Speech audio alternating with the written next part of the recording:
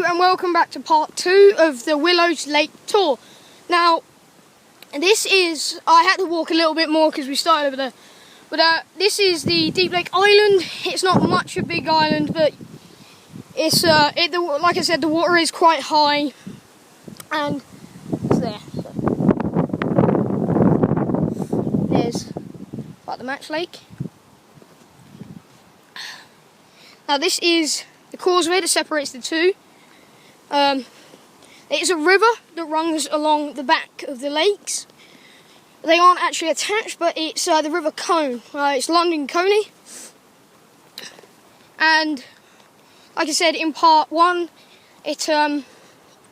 there are as you come in the ticket machines and the rule boards. Consists. I'm not sure how many rules it consists of, but it consists of the rules that you need to know to have a good day's fishing. And yeah, so this is the swim we call isolation, because it is in fact separated from, well, every swim on the lake. Like I said, every swim has the notice board. It just tells you the main basic rules of this lake. There are only two rules that don't apply to every other lake, but apply to this lake. Because this, like I said, it's not a very big lake, but it is a very deep lake, and hence the name, the Deep Lake. In some points out in the open areas like that, can drop to 13 to 14 feet, because it does house the biggest fish on the whole of the 3 lakes, which is a 64-pound catfish. Yeah, this is a very big fish.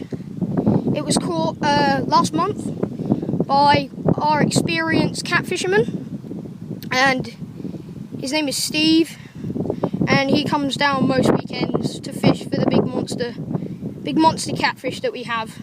There are 57s, 40s, 38s, and many other weights that the fish have grown throughout the months of having them.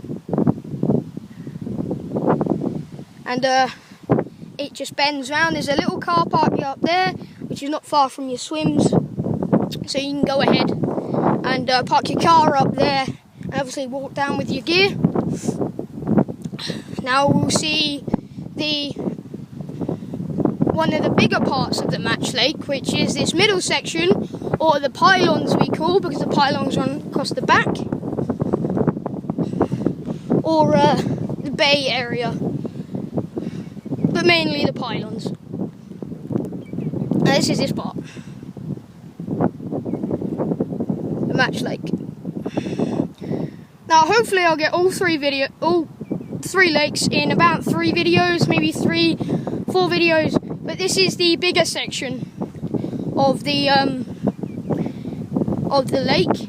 Now we do put some matches on here, but it very rarely when the top end isn't fishing or too good.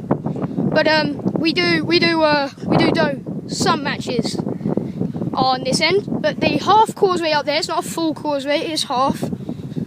It may seem like it is, but it isn't. This is the bigger part. This is like the bay area.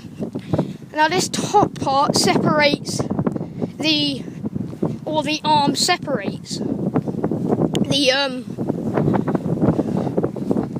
it from the top end and the back end. So yeah, the spawning bay over there, which you can't fish, but during the summertime is teeming with fish. I know it is very tedious to go and fish in there, stick a floater in there, dog biscuit or whatnot, but unfortunately you can't fish that area, period.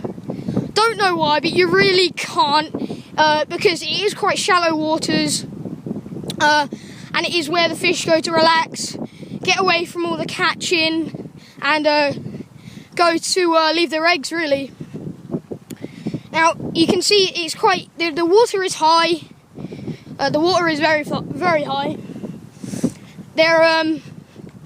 It's a very open area, this part. There's no islands or anything like that. It's just an open water, so you can, And the match lake doesn't have determined swims. Not the bottom part anyway. This doesn't have determined swims, so you can fish where you like, as long as you're not too close to your other buddy. But that doesn't matter. You can fish wherever you like.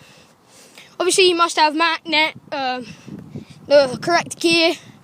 No tents though. No like brightly coloured tents. If it's green or it's a dark shade of brown, then that's completely fine.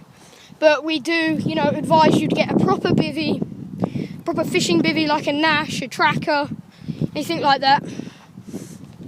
But it can't be brightly coloured like a proper camping tent, because it's not a camping facility, it is for fishing.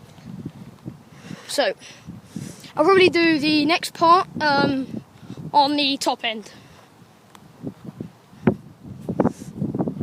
So, right, walking around to the half causeway. The half causeway you can't fish on because it is overcrowded with brambles. We was thinking of perhaps finishing the half causeway, but